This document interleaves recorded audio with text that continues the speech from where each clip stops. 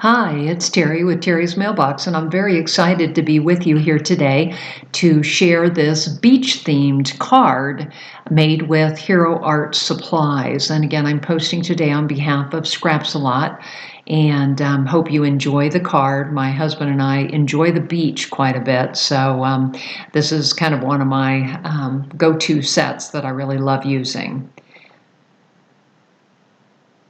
So the first thing I did was to cut an oval using the oval die from the beach frame die set so that I could use that as a mask. And then I cut out the beach frame using kraft cardstock. So as you can see here, I'm using the mask, and I'm going to go ahead and color in the green leaves using Distress Oxide inks. And so I'm just kind of blending them in here.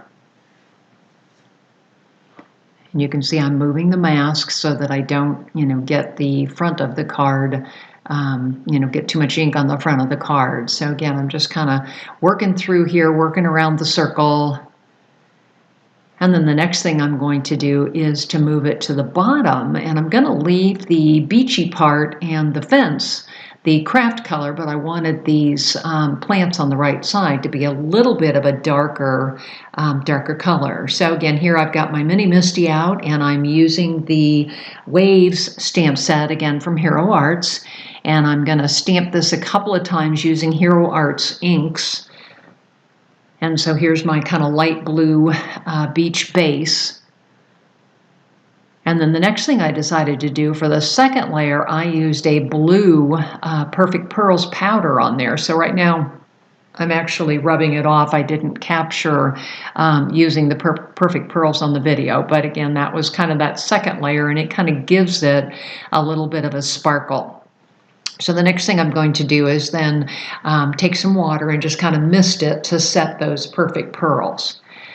I did add a third layer using the Hero Arts Sea Glass embossing powder, and you'll see that on this kind of where the bright sparkles are in the waves. And right now I'm using just tumbled glass Distress Oxide ink again to blend the sky. Kind of working it in here. I love the way the Distress Oxide inks blend. They really make it easy. So again, I'm just using a standard foam blending tool. So the next thing I'm going to do is switch over to tea dye and use that to color the sand that's at the bottom here. So again, using the blending tool again. And so there we have the finished section, and I'm just checking it up against the frame to make sure that everything matches up okay.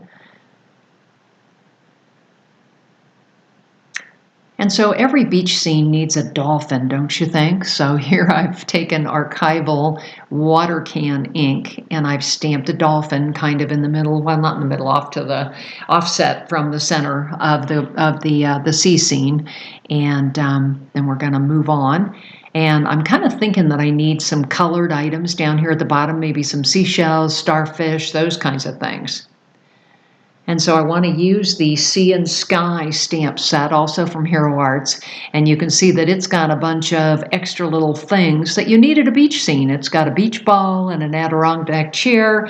And I'm going to use the conchs and the starfish. And I may end up using those sandy feet. We'll see what I do with that at the end. So again, I've stamped out the starfish in the different sizes in 2 different colors, and then the conch shell I've also stamped out in a pinky and a little bit darker pink color.